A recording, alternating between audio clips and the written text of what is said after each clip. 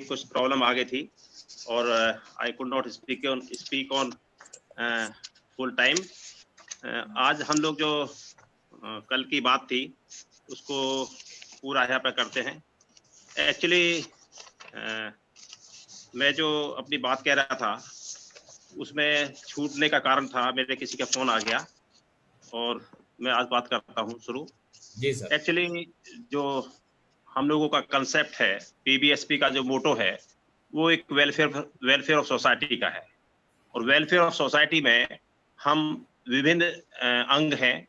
और आज की डेट में जो वेलफेयर ऑफ सोसाइटी में मेन इशू था, पहले जो हम लोगों को टॉपिक्स यहाँ पर पढ़ाए गए थे, एजुकेशन था, थिंकिंग स्किल था, कोऑपरेशन था और रिकंस्ट्रक्शन ऑफ इंडिविजुअल सोसाइटी था, रिकंस्ट्रक्शन एंड रीऑर्गेनाइजेशन। हम में जो पहले इसमें मेन बाबा साहब का जो मोटो था वो एजुकेट, एजिटेट एंड ऑर्गेनाइज करने का जो उद्देश्य था, उसमें हम जॉन डवे साहब को एक महत्वपूर्ण अंग मानते हैं। तो जॉन डवे साहब उनकी लाइफ में कैसे इंपॉर्टेंट रहे, उनके बेसिक जो है पॉइंट्स थे। और उनकी जो बायोग्राफी में आया है कि जॉन डवे साहब, he was a American philosopher, he was a reformer, he was a social educationist थे। लॉजिक्स उनका एक फील्ड था। 1959 में ही उनका जन्म हुआ और 52 में उनकी डेथ हुई। डेथ का कारण उनका निमोनिया था। एक्चुअली वो जो जन्म था उनका बर्लिंगटन शहर वर्मोंट में था, यूएस में। और वो मेन जो उनके एजुकेशन की जो एजुकेशन हुई वो जॉन हॉपकिंस यूनिवर्सिटी में हुई 1884 में, यूनिवर्सिटी ऑफ वर्मोंट में रहे 1879 में। एक्चुअली जो डवे साहब थे, he was a founder philosopher and इनकी जो फिलोसफिक मूवमेंट था उसको हम प्रैग्मेटिज्म के नाम से जानते हैं। मेन जो इनका इंटरेस्ट था वो फिलोसफी ऑफ हमारी एजुकेशन थी, एपिस्टोमोलॉजी थी और जर्नलिज्म इनका फील्ड था। और हमारे जो सोसाइटी के हिसाब से जो इम्पोर्टेंट है वो एथिक्स भी था। इसमें जो सोसाइटी एक केंद्र बिंदु रहा है। मैं उनके जो मेन फील्ड थे उनमें ना जाके मैं उनकी एजुकेशन जो बुक थी, एजुकेशन डेमोक्रेसी एंड एजुकेशन, उसमें बहुत हमको इंडियन कंस्ट्रक्शन में सीखने को मिलता है। और उसमें उन्होंने क्या कहा है कि पहले एजुकेशन को लिया, जिसको हम लोग एजुकेशन को knowledge plus intelligence plus thinking को आधार लेते हैं। तो इसमें बहुत सारे की पॉइंट्स थे जो कि मैं उनको सभी को जो छोटे से उसमें नहीं मतलब समराइज कर सकता। एजुकेशन के बारे में उन्होंने कहा, education is life itself, education is not preparation for life but it is education is life itself। तो इसमें एजुकेशन इज जो चीज है, उन्होंने उसको कैसे आधार लिया कि हम इसको एक कंटिन्यूटी ऑफ एक्सपीरियंस में मानते हैं। और हमारे जो सेंटर्स में है उसमें 3 चीज केंद्र बिंदु में ली गई थी। एक चाइल्ड था, स्टूडेंट कहिए उसको, एक टीचर था और हमारा क्यूरिकुलम था, और इसके बीच में इनकी मेथोडोलॉजी थी। तो उन्होंने कहा जो हमारा एक्सपीरियंस है वो इतना जो एक एटीट्यूड से हमारे जो इंफॉर्मेशन आती हैं वो सेंसिटिव एटीट्यूड्स में बदलती हैं और वो हमारे एक इंडिविजुअल एफिशिएंसी को बनाती हैं। और इंडिविजुअल एफिशिएंसी में जो हमारी फिर सोशल एफिशिएंसी बनती है, और सोशल एफिशिएंसी से हम लोग एक डिग्निफाइड क्लास बनाते हैं और उससे हम लोग we reach on a conclusion to एक हैव ए इंटीग्रेटेड नेशन। और उस नेशन की हम लोग अपना कल्पना करते हैं कि जो हमारे इंडियन कंस्ट्रक्शन में है, हमारी जो यहाँ की सिचुएशंस है, उनमें हम बाबा साहब और जॉन डवे साहब का क्या कोरिलेशन फिट होता है, वो उनसे उनकी जो लाइफ की आवश्यकताएं थी, जो हमारी बुराइयां थी, उनको हम कैसे उनसे उभरेंगे, उससे वो निकलने के बात कहते हैं। उन्होंने जो है अपनी ट्रेडिशनल एजुकेशन को समाप्त करके प्रोग्रेसिव एजुकेशन को बढ़ावा दिया। और हम कह सकते हैं कि उसमें ये भी कहा कि अनथिंकिंग स्किलनेस, ये जो है ये will not specify the problems, और इसके सॉल्यूशन के लिए हमको एजुकेशन चाहिए। मेन जो उनके स्कूल्स के थे, उन्होंने स्कूल्स में कहा कि हमारे जो सेंटर्स में है, जो फिलॉसफी ऑफ एजुकेशन थी, उसके जो एम्स थे और उनके एम में जो बच्चा है, वो बच्चे के विकास के लिए जो भी हम एक्सपेरिमेंट्स करते हैं उसको बच्चे को खुद को करके सीखना होगा। और दूसरे उन्होंने कहा कि बच्चे को वही हमको सिखाना होगा जो कि बच्चा उसके लिए कैपेबल है, कैपेसिटी है, उसी के हिसाब से पढ़ाएं, बताएं, बच्चे को स्वतंत्र होकर सिखाएं, बच्चे जो है उसमें उसकी क्षमताओं का विकास करें और जिससे उसकी जो एकता है, उसकी यूनिटी बढ़े, कोऑपरेशन बढ़े, उसमें गुण बढ़े, जो भी बढ़े, ताकि वो एक डेमोक्रेटिक सिस्टम में, जो हमारे यहाँ डेमोक्रेसी है, और वहाँ की डेमोक्रेसी में केवल इतना अंतर है कि हम सोशलिस्ट डेमोक्रेसी एंड जो हमारी सोशलिस्ट है, वहां पर उनकी कम्युनिस्ट नेचर है।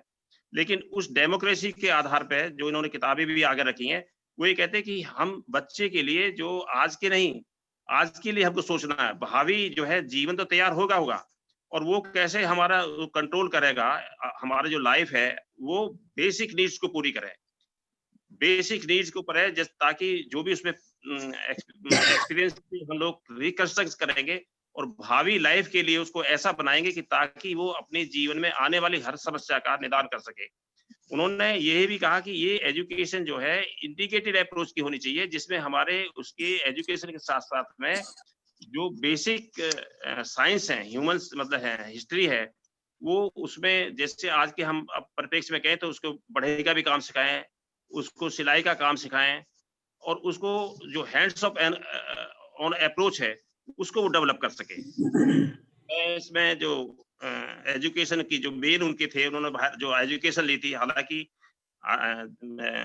88-89 से जो उनका 1 साल का रहा था पीरियड, उसके बाद में 89-94 में वो मिशिगन आ गए थे और वहीं पर उन्होंने अधिकतर समय कोलंबिया यूनिवर्सिटी में निकाला 1904 से 1931 तक। और वहां पर जो फिलॉसफी का जो बेस था, वहां बाबा साहब उनके साथ आते हैं, जिसमें उन्होंने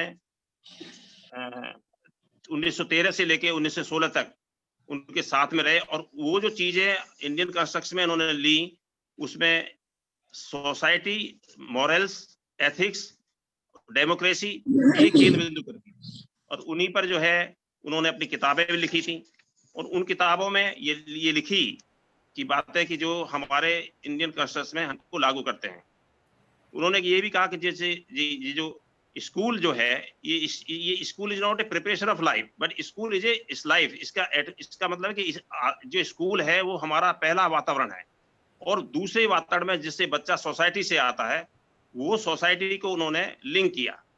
और उसकी दूसरे कहते हैं कि education is a process of development of experience, और वो एक्सपीरियंस जो बाय द एक्सपीरियंस है, फॉर द एक्सपीरियंस है, जो हमारे डेमोक्रेटिक प्रिंसिपल्स पे था कि हमको जो बच्चे को डेवलप कर रहे हैं, जो भी हम उसमें एक्सपीरियंस का जो इन्वॉल्व करके सर्च कर रहे हैं, उसके डिग्निफाइड इंडिविजुअल एफिशिएंसी को, जो हमें आगे कन्वर्ट करेगा सोशल एफिशिएंसी में, और हमारा सोशल एफिशिएंसी से हम एक डिग्निफाइड क्लास बनाएंगे, उसके लिए हमको उसको शेयरिंग होना चाहिए।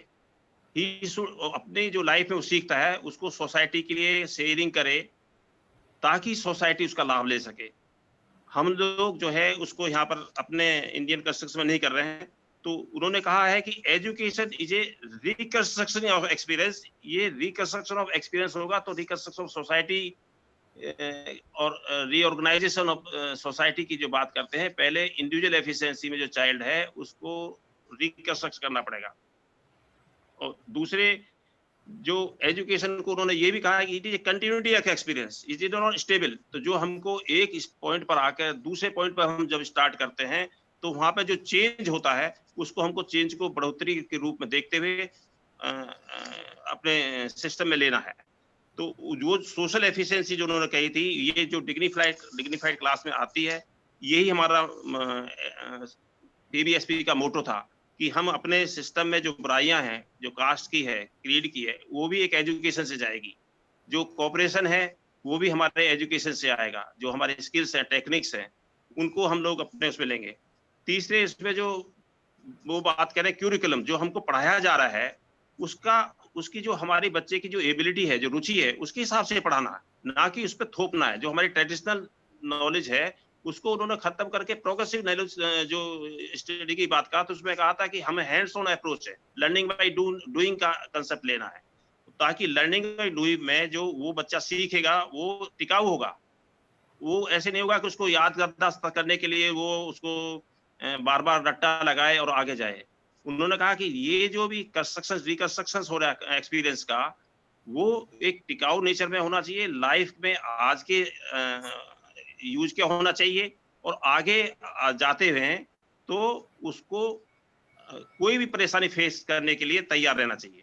तो उसमें चूंकि बच्चे को एक सेंटर्ड स्कूल में रखा था, सेंटर पॉइंट पे रखा था, लेकिन वो लिंक हो रहा है सोसाइटी से, तो उस पर जो सोशल प्रगति है, सोसाइटी की जो प्रगति है, वो भी लिंक है उससे।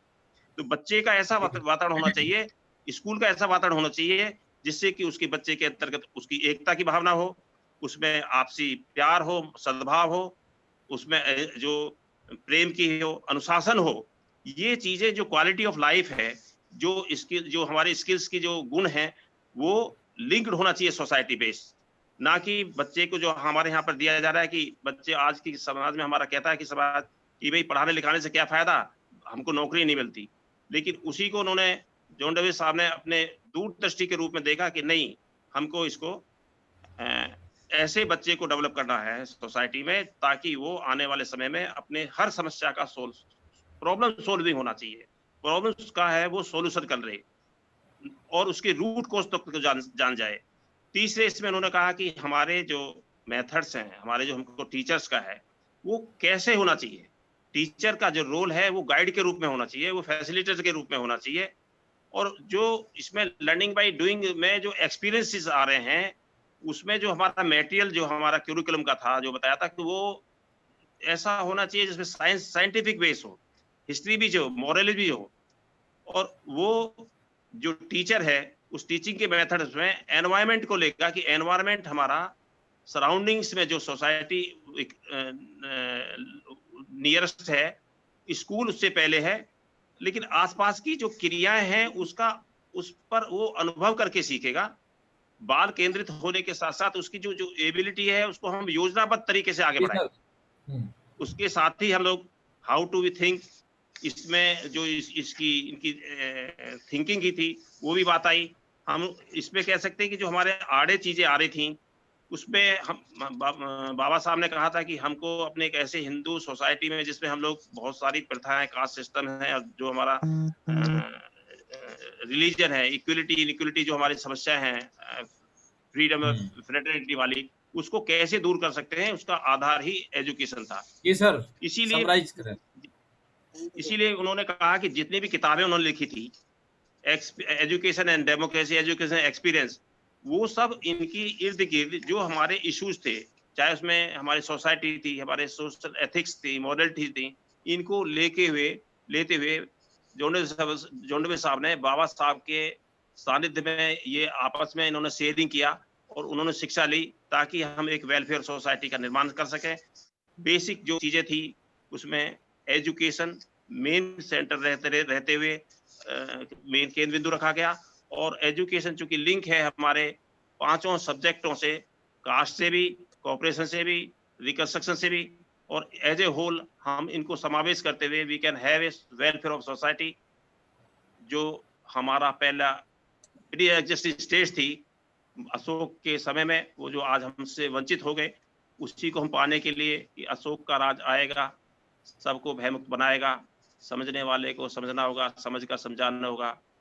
इसी के साथ मैं अपने वक्तव्य को समाप्त करता हूँ। जय भीम, जय भारत। थैंक यू चंद्रा साहब, थैंक यू, वेरी नाइस।